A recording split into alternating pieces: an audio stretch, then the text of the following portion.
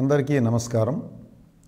పోషకాహారము ఖనిజ లవణాలు అనేటువంటి శీర్షికలో ఈరోజు సోడియం అనేటువంటి ఖనిజ లవణానికి సంబంధించి అన్ని వివరాలు సమగ్రంగా తెలుసుకోవటానికి ప్రయత్నం చేద్దాం.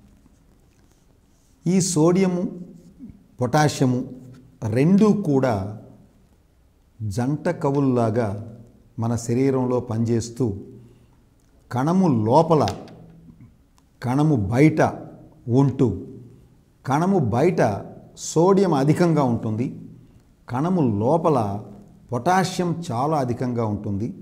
ఇలాగా అవి రెండూ కూడా బ్యాలెన్స్డ్గా ఉంటూ మన శరీరాన్ని రక్షిస్తూ ఉంటాయి. ఈ నేపథ్యంలో సోడియం అంటే ఎంత ఉండాలి అని ప్రశ్న వచ్చినప్పుడు మన శరీరంలో సుమారుగా 100 గ్రాముల వరకు సోడియం ఉంటుంది. ఈ 100 గ్రాముల సోడియంలో 90% కణము వెలుపల ఉన్న ద్రవములో అంటే ఈసీఎఫ్ ద్రవములో ఉంటుంది. అది ఈసీఎఫ్ అంటే కణము బయట, ప్లాస్మా లోపల రక్తంలో ఉన్నటువంటి ద్రవ పదార్థంలో, ఇంకా లింఫ్ అనేటువంటి ద్రవ పదార్థం కూడా మన శరీరంలో ఉంటుంది. దానిలో కూడా ఈ 90% ఉంటుంది. మిగతాది మన కణము శరీరములో ఉన్న ఇతర ప్రదేశాల్లో, ఇతర అవయవాల్లో ఉంటూ ఉంటుంది. అలాగే సోడియము ఎక్కువగా మన బాడీలో క్లోరైడ్తో కానీ లేదా కార్బోనేట్ అనేటువంటి అయాన్స్తో కలిసి సోడియం క్లోరైడ్గా కానీ లేదా సోడియం కార్బోనేట్ లేదా బైకార్బోనేట్గా కానీ ఎప్పుడూ మన శరీరంలో నిల్వ ఉంటూ ఉంటుంది. అలాగే సోడియము పొటాషియము ఇవి రెండూ కూడా ఖచ్చితంగా శరీరం సవ్యంగా ఉండటానికి, ఆరోగ్యంగా ఉండటానికి అత్యంత అవసరమైనవి. సోడియం కూడా మూత్రపిండాలు మెయింటైన్ చేస్తూ ఉంటాయి. అంటే సోడియం ఎంతవరకు ఉండాలి, ఎక్కువగా ఉంటే బయటికి పంపటం లేదా తక్కువగా ఉంటే ఆహారం ద్వారా తీసుకోమని శరీరానికి కొంత తెలియజేయటం, ఇటువంటి కార్యక్రమాలన్నీ మూత్రపిండాలు చేస్తూ ఉంటాయి. ఈ మూత్రపిండాల్లో తయారైనటువంటి ఆల్డోస్టిరోన్ అనేటువంటి హార్మోను ముఖ్యంగా సోడియం లెవెల్స్ని మెయింటైన్ చేస్తూ ఉంటుంది. పొటాషియం లెవెల్స్ కూడా అదే. మరి ఈ తినేటువంటి ఆహారం నుంచి సోడియాన్ని ఇలియం అనేటువంటి చిన్న పేగులో ఉన్నటువంటి భాగము నుంచి శోషించబడుతూ ఉంటుంది, రక్తము లోపలికి శోషించబడుతూ ఉంటుంది. అలాగే ఎక్కువగా ఉన్నటువంటి సోడియము మూత్రపిండాల ద్వారా చెమట రూపంలోనూ బయటికి పంపబడుతూ ఉంటుంది. మరొక ముఖ్యమైనది ఏంటంటే విపరీతమైన వేడిలో పనిచేసే వాళ్ళల్లో కూడా సోడియం తగ్గటం అనేటువంటి అవకాశం ఉంది. అంటే ఈ ఫర్నెస్ల దగ్గర, బ్లాస్ట్ ఫర్నెస్ల దగ్గర, అలాగే తీవ్రమైన ఎండల్లో పనిచేసేటువంటి కార్మికులకి ఖచ్చితంగా సోడియం డెఫిషియన్సీ వచ్చే అవకాశం ఉంది. కనుక శరీరంలో తగ్గే అవకాశం, వాళ్ళు ఒకంత జాగ్రత్త తీసుకొని సోడియం తగ్గకుండా చూసుకోవాలి.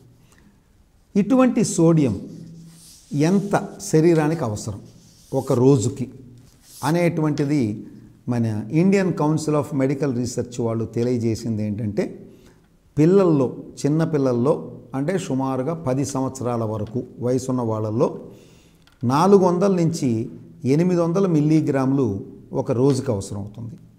అలాగే అడలసెంట్స్ 12 నుంచి 14 ఏళ్ల వయసు ఉన్నటువంటి వాళ్ళకి 900 నుంచి 11,000 మిల్లీగ్రాముల వరకు ఒక రోజుకు అవసరం అవుతుంది. పెద్దవాళ్ళల్లో అయితే 1100 నుంచి 2000 వరకు అవకాశం ఉంటుంది మిల్లీగ్రాములు.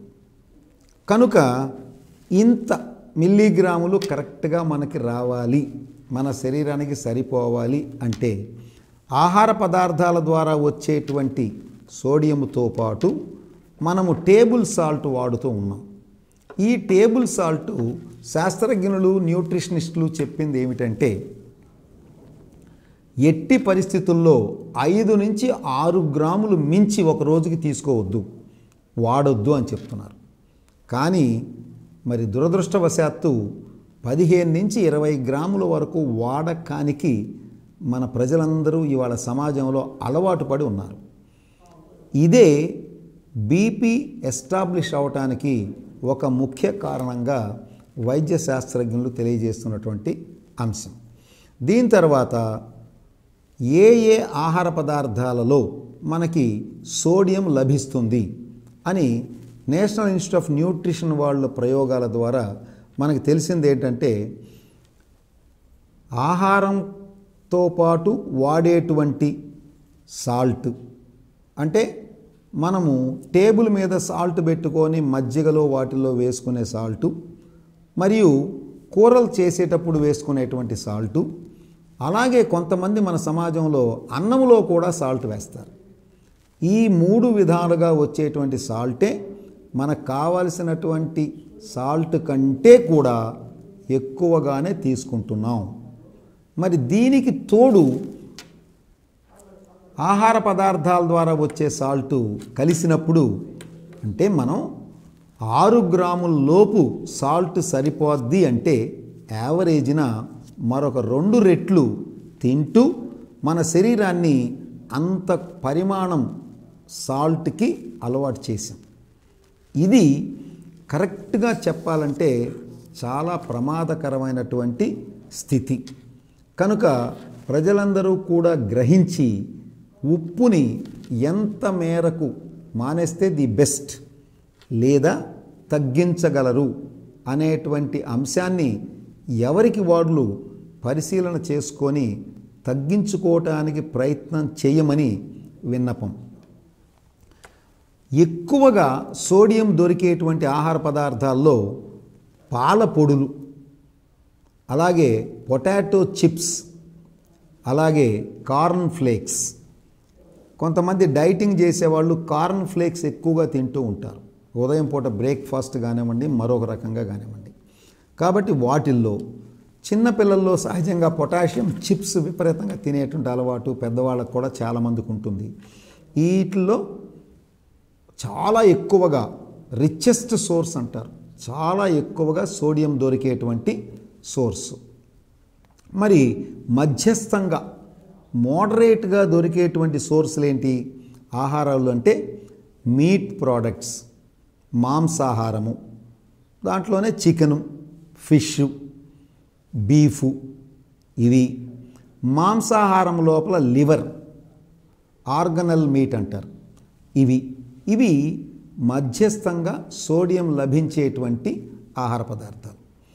మరి యావరేజ్గా అంటే సుమారుగా దొరికేటువంటి వాటిలో ఈ మిల్క్, కోడిగుడ్లు, కాఫీలు, టీలు, డ్రై ఫ్రూట్స్, బాదం కానివ్వండి, క్యాష్యూ కానివ్వండి వగైరా, అలాగే బీట్రూటు, క్యారెట్టు, లేడీ ఫింగర్సు అంటే బెండకాయలు, రాడిష్, ముల్లంగి వగైరా వీటిల్లో వస్తుంది. సో ఇప్పుడు ఒక ప్రశ్న, ఏమండి వీటిల్లోనైనా ఇక మరి మిగతా ఆహార పదార్థాలు లేదంటే ఖచ్చితంగా ఉంది. కానీ కాస్త ఎక్కువగా ఉన్నటువంటి ఆహార పదార్థాలని మనం ఇక్కడ పేర్కోవటం జరిగింది. ప్రతి ఆహార పదార్థంలోనూ సోడియం ఖచ్చితంగా ఉంది. అందుకే మన ఆహార పదార్థాల ద్వారా పర్ఫెక్ట్గా చెప్పాలంటే మన బాడీకి సరిపోయినటువంటి 5-6 గ్రాముల సోడియం వస్తుంది. కానీ మనం ఏం చేస్తున్నాము అంటే ఇంకా ఎడిషనల్గా రుచికి అలవాటు పడి, అక్కడ జరిగిన ఫాల్ట్ అది, రుచికి అలవాటు పడి ఇప్పుడు ఆ రుచిని వదులుకోవటానికి ఇష్టం లేక చాలా ఇబ్బంది పడుతున్నారు, వదలలేకపోతున్నారు. మనందరికీ తెలుసు, గుండె జబ్బులు ఉన్నవాళ్ళు, డయాబెటీస్ ఉన్నవాళ్ళు సాల్ట్ రెస్ట్రిక్షన్ అవసరం. ఎంత తగ్గిస్తే అంత మంచిది, మానేస్తే చాలా చాలా చాలా మంచిది అనేటువంటిది వైద్యులు ఎంత చెప్పినా మరి ఆ రుచిని వదలలేక చాలామంది కొద్దో గొప్ప తింటూ ఉన్న సమస్యని పూర్తిగా నివారణ లేదా తగ్గకుండా చూసుకోలేకపోతున్నారు. ఇది జరుగుతున్నటువంటి పరిణామం. ఈ సోడియం మన శరీరంలో ఏ ఏ పనులు చేస్తుంది అనేటువంటి ఫంక్షన్స్ ఆఫ్ ది సోడియం అనేది మనం ఆలోచిస్తున్నట్టయితే, శరీరం లోపల ఉన్నటువంటి ద్రవాల యొక్క బ్యాలెన్స్ని, ఎక్కడ ఎంత ద్రవం ఉండాలి, ఎక్కడ ఎక్కువ ద్రవం ఉండకూడదు అనేటువంటి విధానంలో బ్యాలెన్స్ చేస్తూ ఉంటుంది సోడియం. అలాగే మీకు ఒక చిన్న ఎగ్జాంపుల్ చెప్పాలంటే, సోడియము ఎండు చేపలు తయారు చేసేటువంటిది చూసిన వాళ్ళు సరే, చూడకపోతే సోడియం అంటే ఉప్పు విపరీతంగా ఎక్కువగా కలిపినటువంటి నీటిలో ఈ చేపల్ని నానవేస్తారు. పొట్ట కోసి దాంట్లో పేగులు పొట్ట తీసేసి నానవేస్తారు. అలా నానవేసిన తరువాత సుమారుగా 10-12 గంటలు ఆ తర్వాత ఎండబెడతారు. అలా ఎందుకు నానవేస్తారు అంటే, ఈ సాల్ట్ ద్రావంలో వేసినప్పుడు ఆ చేపల కణాల లోపల ఉన్నటువంటి నీళ్లు మ్యాక్సిమం బయటకు వచ్చేస్తాయి. అలా బయటికి రావటం వలన నీటి శాతం ఎంత తక్కువగా ఉంటే ఆ చేప పాడవకుండా ఉంటుంది. అందుకనే ఎండు చేపలు, ఉప్పు చేపలు మీకు 6 నెలలు, సంవత్సరం అయినా సరే అవి ఫ్రెష్గానే ఉంటాయి, తినటానికి అనుకూలంగా ఉంటాయి. కనుక ఈ ఉప్పుకున్న లక్షణం ఏంటంటే, మన శరీరంలో ఉన్నటువంటి కణాల లోపల ఉన్న నీటిని బయటికి తీసేస్తుంది. అది చాలా ప్రమాదకరం ఆరోగ్యానికి. అది అలా జరగకుండా బ్యాలెన్స్ చేస్తూ ఉంటాయి ఈ పొటాషియం, సోడియం రెండు కలిపి. మరి ఆమ్లతత్వాన్ని, క్షారతత్వాన్ని కూడా ఎక్కడికక్కడ బ్యాలెన్స్ చేస్తూ ఉండాలి. అలా బ్యాలెన్స్ చేయకపోతే శరీరానికి ప్రమాదం. కనుక అది చేస్తుంది. అలాగే ఈ ద్రవాల్లో ఉన్నటువంటి పోషక విలువలు ఒక ప్రదేశం నుంచి మరో ప్రదేశానికి మూవ్ అవటానికి ఒక రకమైనటువంటి ఒత్తిడి, ఆస్మోసిస్ ప్రక్రియ అంటారు. ఈ ఆస్మాటిక్ ప్రెషర్ అనేది అవసరం. ఆ ఒత్తిడిని కూడా బ్యాలెన్స్ చేస్తూ, ఎక్కడ ఒత్తిడి పెరగాలి సో దట్ ద్రవాలు అటు నుంచి ఇటు, ఇటు నుంచి అటు మారతాయి, ఎక్కడ తగ్గాలి, ఎక్కడ నార్మల్గా ఉంచాలి అనే విధంగా ఈ సోడియం మన శరీరాన్ని రక్షిస్తూ ఉంటుంది. మరొకటి ఏంటంటే, ఈ కండరాల కదలికలు సవ్యంగా జరుగుతూ నార్మల్ టోన్ అంటారు. అంటే కండరాలు ఆరోగ్యంగా ఉండేట్లుగా ఈ సోడియం ఉపకరిస్తుంది. మరొక ముఖ్యం ఏంటంటే, గుండె కొట్టుకోవటం మొదలవటం కానివ్వండి, సవ్యంగా కొట్టుకోవటం కానివ్వండి, కరెక్ట్గా జరిగేటట్లుగా సోడియం ఉపకరిస్తూ ఉంటుంది. ఇంకొకటి ఏంటంటే, నరాలలో ఇందాక మనం పొటాషియంకి ఎట్లయితే చెప్పుకున్నామో అలాగే ఈ సోడియం కూడా ఈ నరాల వ్యవస్థలో ఈ యొక్క ట్రాన్స్పోర్టేషన్, అంటే విషయాన్ని మెదడు నుంచి శరీరానికి తీసుకురావటంలో పొటాషియంతో పాటు ఉపయోగపడుతుంది, అవసరం. ఈ రెండిట్లో ఏ ఒకటి లేకపోయినా నరాల వ్యవస్థ కొలాప్స్ అయిపోతుంది. కనుక ఇక్కడ కూడా సవ్యంగా పనిచేస్తుంటానికి సోడియం అవసరము అనేటువంటి విషయాన్ని కూడా తెలుస్తుంది.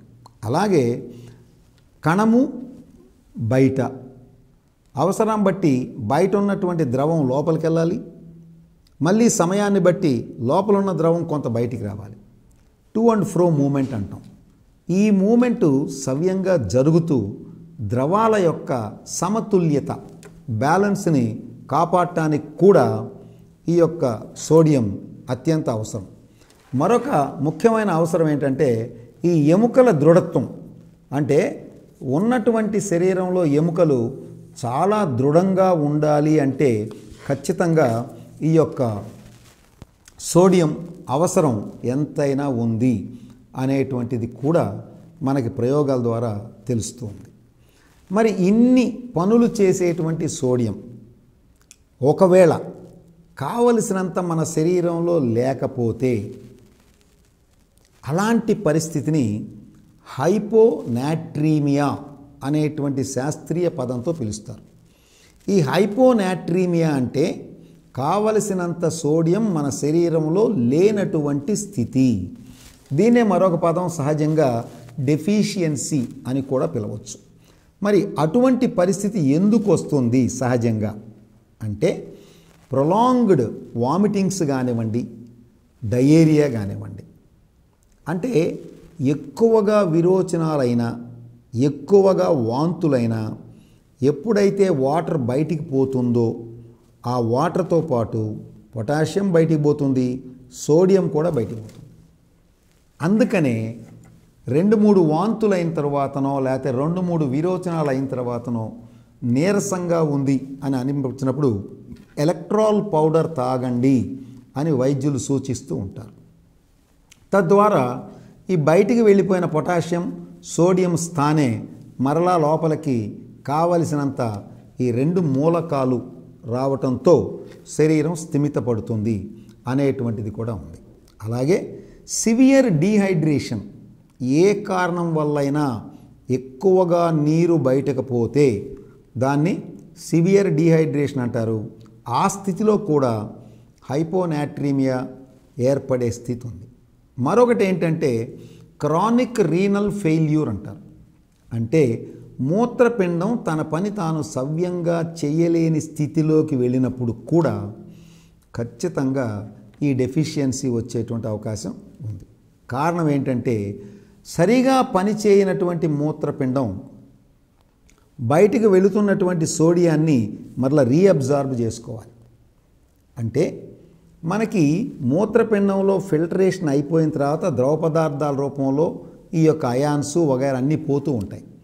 శరీరం యొక్క అవసరాన్ని బట్టి అక్కడ మూత్రపిండంలో బయటికి వెళ్ళే లోపు ఆ సోడియాన్ని కానివ్వండి, పొటాషియాన్ని కానివ్వండి, ఇతర పదార్థాలు కానివ్వండి రీఅబ్జార్బ్ చేసుకుంటూ ఉంటుంది శరీరం.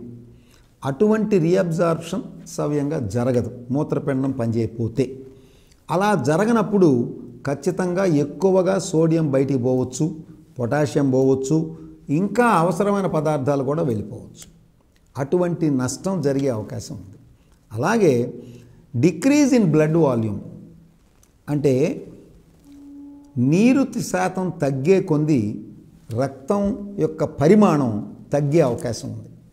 అట్లాంటి పరిస్థితుల్లో కూడా ఖచ్చితంగా ఈ యొక్క ఇది సోడియం లోపం జరగవచ్చు. మరి లో బీపీ బాగా తక్కువ ఉన్నప్పుడు కూడా రక్త ప్రసరణ సరిగా జరగదు. ఆ రక్త ప్రసరణ సరిగా జరగకపోయినప్పుడు కూడా ఈ యొక్క లోపం జరగవచ్చు, సోడియం లోపం. మరొకటి ఏంటంటే ప్రొలాంగ్డ్ యూజ్ ఆఫ్ డయూరిటిక్స్, అంటే అవసరాన్ని బట్టి చాలా ఎక్కువ కారం మూత్రం ఎక్కువగా పోవటానికి వాడవలసినటువంటి వైద్యం లేదా మాత్రలు వాడిన ఇంజెక్షన్ల రూపంలో కానీ అప్పుడు కూడా ఖచ్చితంగా సోడియం డెఫిషియన్సీ వస్తుంది. మరొక ముఖ్యమైన అంశం ప్రొఫ్యూజ్ స్వెట్టింగ్, అంటే విపరీతంగా చెమటలు పోయటం అనేటువంటి లక్షణం ఉన్నటువంటి వాళ్ళల్లో కూడా సోడియం డెఫిషియన్సీ వస్తుంది. ఓకే, ఇలాగా సోడియం డెఫిషియన్సీ వచ్చినప్పుడు లక్షణాలు ఏంటి, మన శరీరంలో మనం గుర్తించదగిన లక్షణాలు ఏంటి అంటే కండరాల నొప్పులు విపరీతంగా రావటం, అలాగే ఎడీమా అంటే అక్కడక్కడ శరీరంలో నీరు చేరి వాపులుగా కనపడటం, మరొకటి ఏంటంటే మానసిక దౌర్బల్యం, అంటే మనస్సు నరాల వ్యవస్థ సవ్యంగా పనిచేయనటువంటి స్థితి, మరొకటి ఏంటంటే ఈ కణముల లోపల ఉన్న నీళ్లు ఎక్కువగా బయటికి రావటం జరిగి కణాలు నశించే ప్రమాదం కూడా ఉంది. అది చాలా ప్రమాదం. మరొక ముఖ్య అంశం ఏంటంటే గుండె, లివరు, షుగరు ఉన్న వాళ్ళకి, అలాగే మూర్ఛలు ఉన్న వాళ్ళకు కూడా ఈ ఉండేటువంటి అవకాశం ఉంది. గుండె, లివరు దెబ్బతినే అవకాశం ఉంది. షుగర్ ఉన్న వాళ్ళల్లో, మూర్ఛలు ఉన్న వాళ్ళల్లో కూడా ఈ యొక్క సోడియం డెఫిషియన్సీ వచ్చే అవకాశం కూడా ఉంది. అందువలన కూడా దాని ప్రభావ ఫలితంగా శరీరంలో సోడియం తగ్గటం, ఆ సోడియం తగ్గినందువల్ల వచ్చేటువంటి అనవసరమైనటువంటి సమస్యలు ఖచ్చితంగా వస్తాయి. మరొక ముఖ్యం, ఎప్పుడైతే సోడియం తగ్గిందో పొటాషియం పెరిగే అవకాశం కూడా ఉంది. అది కూడా సవ్యమైనటువంటి విషయం కాదు. మరి కొంతమందిలో ప్రొలాంగ్డ్ సోడియం, లో సోడియం డైట్స్ వాడుతూ ఉంటాం. గుండె జబ్బులు ఉన్నవాళ్ళు కానివ్వండి, లేకపోతే హై బీపీ ఉన్న వాళ్ళకి కానివ్వండి, వైద్యులు సూచిస్తారు ఉప్పు బాగా తక్కువగా వాడండి, మానగలిగితే మానేయండి అని. మరి అట్లా బాగా తక్కువగా వాడుతున్నప్పుడు కూడా సోడియం లోపం వచ్చేటువంటి అవకాశం ఉంది. మరి ఇంకొక ముఖ్యమైన అంశాన్ని మన యొక్క వైద్య శాస్త్రంలో వైద్యులు, శాస్త్రజ్ఞులు తెలుసుకున్నది ఏంటంటే, ఒకవేళ 30% సోడియం గనక మన శరీరంలో ఉండవలసిన 100 గ్రాముల్లో 30% సోడియం గనక బయటికి వెళ్ళాల్సిన పరిస్థితి వెళితే ఖచ్చితంగా గుండె ఆగిపోయే ప్రమాదం 100% ఉంది అనేటువంటి అంశాన్ని కూడా Indian council of medical research వాళ్ళు తెలుసుకున్నారు. కనుక ఇన్ని సమస్యలు ఉన్నాయి కనుక వీలైనంత మటుకు డెఫిషియన్సీ లేదా సోడియం లోపం రాకుండా మనం చూసుకోవాలి. సో లోపం రాకుండా చూసుకునేటువంటి క్రమంలో బై ఛాన్స్ ఒక్కొక్కసారి సోడియం పెరిగేటువంటి అవకాశం కూడా ఉంది. ఉండవలసిన దానికంటే చాలా ఎక్కువ మన శరీరంలో ఉండే అవకాశం ఉంది. అలా ఎక్కువ సోడియం ఉండేటువంటి పరిస్థితిని హైపర్ నాట్రీమియా అంటారు. అంటే ఉప్పు లేదా సోడియం చాలా ఎక్కువగా ఉన్నటువంటి స్థితి. ఇది ఎవరిలో ఉంటుంది అంటే, వైద్యుల సూచన ప్రకారం వాళ్ళ అనుభవ సారంలో తెలిసింది, ఇటువంటి స్థితి, సోడియం ఎక్కువగా ఉండేటువంటి స్థితి సంవత్సరం లోపు పిల్లల్లో పెద్దవాళ్ళ కంటే ఎక్కువగా కనిపిస్తుంది అనేటువంటి చెప్తున్నారు. దీనికి కారణాలు ఏంటి అని పరిశోధించినప్పుడు, బాగా నీరు తక్కువ తాగేటువంటి స్వభావం ఒక కారణం అయితే, ఏ కారణం వల్లైనా శరీరంలోంచి నీరు బాగా ఎక్కువగా ఉండేటువంటి అవకాశం, అంటే ఎక్కువగా నీరు చేరినటువంటి అవకాశం, అది ఒక పాయింట్ అయితే, ఎక్కువగా సోడియం ఉన్నటువంటి ఆహార పదార్థాలు తీసుకునేటువంటి పరిస్థితి. 2, మూత్రపిండాల లోపాల వల్ల సోడియం ఎక్కువగా బయటికి వెళ్ళేటువంటి పరిస్థితి, బయటికి వెళ్ళకూడని పరిస్థితి. అటువంటి పరిస్థితుల్లో కూడా ఖచ్చితంగా ఈ సోడియం శరీరంలో ఉండవలసిన పరిమాణం కంటే ఎక్కువగా ఉంటుంది. మరొకటి ఏమిటంటే, ఈ స్టీరాయిడ్ ట్రీట్మెంట్ వాడినప్పుడు కూడా సోడియం రిటెన్షన్ అనేటువంటి పరిస్థితి తలెత్తుతుంది. అందువలన స్టెరాయిడ్స్ వాడాల్సి వచ్చినప్పుడు చాలా వరకు విపరీతంగా ఆలోచించి లాభ నష్టాలు బేరీజు వేసి మాత్రమే వైద్యులు సూచిస్తారు. కానీ దురదృష్టవశాత్తు మన ప్రదేశాల్లో, మన సమాజంలో సొంతంగా కొనుక్కొని స్టీరాయిడ్స్ వాడేటువంటి పరిస్థితులు కూడా ఉన్నాయి. అవి ఖచ్చితంగా చాలా ప్రమాదకరం. వైద్యుల సలహా లేకుండా స్టీరాయిడ్ అనేదాన్ని ముట్టుకోకూడదు, చూడకూడదు. ఈ ఒక్క ముఖ్య విషయాన్ని అందరూ గుర్తుపెట్టుకోమని నేను ప్రత్యేకంగా మనవి చేస్తూ ఉన్నా. మరి ఈ సోడియం గనక మన శరీరంలో ఎక్కువగా ఉంటే అప్పుడు ఎటువంటి లక్షణాలు కనిపిస్తాయి అంటే, ఆ లక్షణాల్లో ఎడిమా, అంటే కణముల లోపల ఉన్నటువంటి నీళ్లు బయటికి వచ్చి ఎక్కడికక్కడ నీటి వల్ల వాపులు రావటం, అలాగే విరోచనాలు ఎక్కువగా అయ్యే లక్షణం, మరొకటి వాంతులు ఎక్కువగా అయ్యే లక్షణం. అంటే శరీరము ఈ విరోచనాలు, వాంతుల ద్వారా కొంత సోడియాన్ని బయటికి నెట్టడానికి ప్రయత్నం చేస్తుందని అర్థం. అది కానీ జరగవచ్చు. తర్వాత బీపీ బాగా పెరగచ్చు. మరొకటి ఏంటంటే, ఎముకలు చాలా వీక్ అయ్యేటువంటి పరిస్థితి ఉంది. ఎముకల్లోంచి కూడా సోడియం బయటకు వచ్చేస్తుంది. ఎముకలు దృఢంగా ఉండటానికి సోడియం అవసరం. కానీ ఎప్పుడైతే సోడియం బయటకు వచ్చిందో ఎముకలు వీక్ అయ్యేటువంటి అవకాశం ఉంది. ఈ లక్షణాలు అన్నీ వచ్చి శరీరం ఖచ్చితంగా రోగగ్రస్తం అవుతుంది. కనుక సోడియం ఎక్కువ ఉండకుండా, ఉండవలసిన దానికంటే సోడియం తగ్గకుండా సరైనటువంటి సమతుల్య ఆహారం తీసుకోవటం ద్వారా మనము మన శరీరాన్ని రక్షించుకోవటానికి సరైన ప్రయత్నాలు చేయాలి అనేటువంటిది విన్నవిస్తూ, ఐసీఎంఆర్ వాళ్ళు చెప్పినటువంటి, Indian council of medical research వాళ్ళు తెలియజేసింది ఏంటంటే, ఎక్కువ సోడియం తీసుకోవటం ద్వారా ఖచ్చితంగా హైపర్ టెన్షన్ లేదా బీపీ వస్తుంది అనేటువంటిది నిర్ధారించి చెప్పారు Indian council of medical research. కనుక ప్రజలందరికీ ప్రత్యేకమైన విన్నపం ఈ సందర్భంగా ఏంటంటే, ఎవరికి వాళ్ళు 6 గ్రాములు మించి మనం సోడియం లేదా ఉప్పు తినకూడదు. రోజు మొత్తం మీద 6 గ్రాముల మించి ఉప్పు తినకూడదు. కొన్ని ప్రయోగాల్లో తేలినటువంటి అంశం కూడా ఏంటంటే, కొన్ని దేశాల్లో 3-4 గ్రాముల కంటే ఉప్పు తినరు. ఆ దేశాల్లో బీపీలు లేవు, గుండె జబ్బులు లేవు.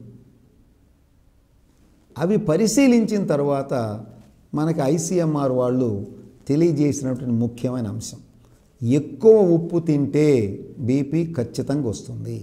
కనుక ఎట్టి పరిస్థితుల్లో 6 గ్రాముల మించి ఉప్పు తినకుండా మన శరీరాన్ని, మన ఆరోగ్యాన్ని మనం కాపాడుకుంటూ అందరం ఆరోగ్యవంతులుగా ఉండడానికి ప్రయత్నం చేద్దాం. నమస్తే.